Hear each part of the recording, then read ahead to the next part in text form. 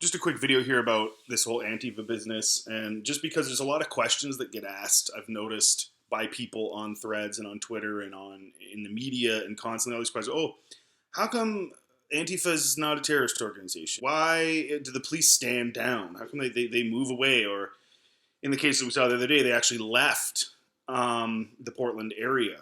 Is Antifa getting paid? And is this why is Soros funding this and all this stuff? Guys, this is all really actually very simple. I'm going to tell you this, and you can laugh if you want. Back during the Civil War era of the United States, Freemasonry was basically divided into two major sectors in the Western world. You had Mazzini running the European end out of Italy. And then, of course, in the Western Hemisphere, there was Albert Pike. And these were considered the supreme commanders of Masonry.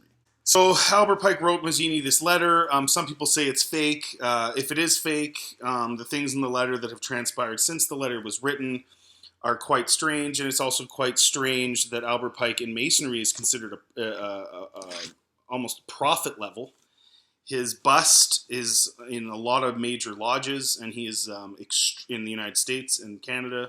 He is revered and adored. His Morals and Dogma book is a high-level Freemasonry book that is, again, revered and extremely important to them. So this is not some fool.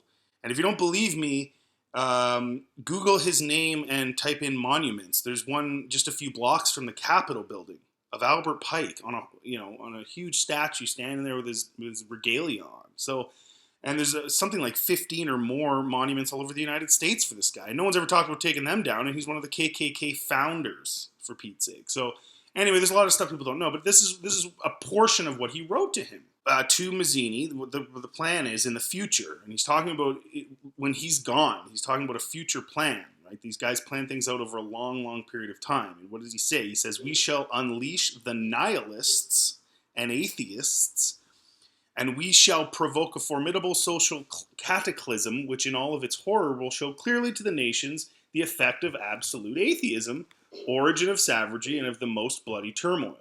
Then everywhere the citizens obliged to defend themselves against the world minority of revolutionaries, Antifa, will exterminate those destroyers of civilization, and the multitude anxious for an ideal, but without knowing where to render its adoration, will receive the true light through the universal manifestation of the pure doctrine of Lucifer, finally brought into public view," which is, of course, if you get into the extreme high levels of Masonry, you basically openly worship Lucifer.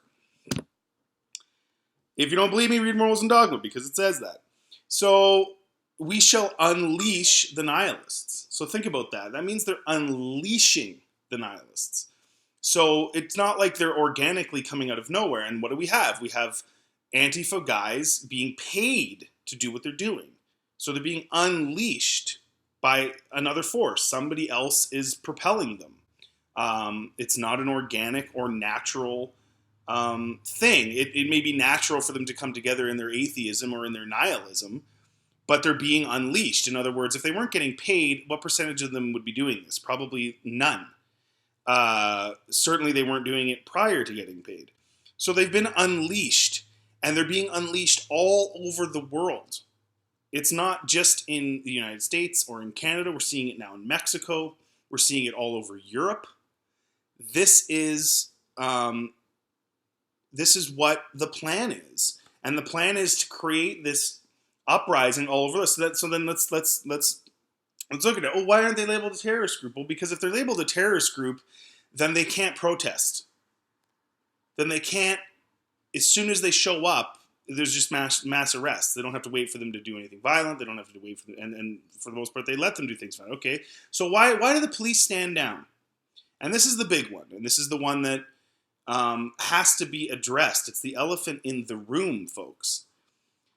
The police are completely run by Freemasonry. They always have been. This is nothing new. It's amazing to me that they have patches that they have. Many, many, many police chiefs and many, many, many guys just in the police force, regular guys, are Freemasons.